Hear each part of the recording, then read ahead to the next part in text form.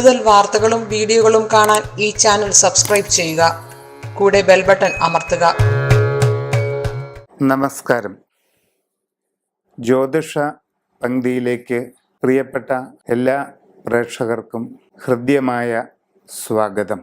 അശ്വതി മുതൽ രേവതി വരെയുള്ള 27 നാളുകാരുടെ പൊതുവായ ചില സ്വഭാവങ്ങളും അവരുടെ ഇപ്പോഴുള്ള സമയങ്ങളുമാണ് നാം ഇന്ന് പറയുന്നത്. ഉത്രട്ടാതി നാളുകാർ പൊതുവെ ശുദ്ധ മനസ്ഥിതിയുള്ളവരും അതേസമയം ആലോചനാശേഷി കുറഞ്ഞവരുമാണ്.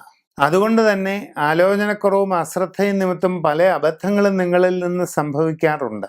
വളരെ ഗൗരവമേറിയ കാര്യങ്ങളിൽ ഇടപെടുകയും അതിനർഹിക്കുന്ന രീതിയിൽ ചിന്തിക്കാതിരിക്കുകയും ചെയ്തിട്ട് പല അബദ്ധങ്ങളിലും നിങ്ങൾ ചെന്ന് പെടാറുണ്ട്. ഇപ്പോൾ ഗുണദോഷ സമ്മിശ്ര സമയമാണ്. ജോലിയിൽ ചില പുരോഗതിയൊക്കെ ഉണ്ടാകും.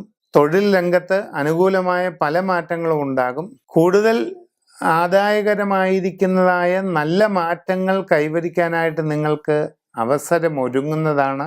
ജീവിതത്തിൽ ദീർഘനാളായി ചിന്തിക്കുന്ന പല കാര്യങ്ങളും സാധിക്കാവുന്ന ഒരു സാഹചര്യമുണ്ട്.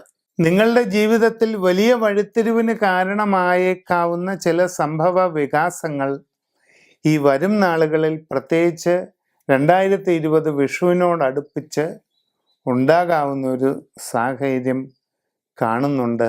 ജീവിതത്തിലെ സർവകാര്യ വിജയത്തിനും ദോഷങ്ങളെല്ലാം പരിഹരിക്കുന്നതിനുമായിട്ട് സമഗ്രമായ ഒരു സൂര്യരാശി ചിന്ത നടത്തി ഉചിത പ്രതിവിധി ചെയ്യുക.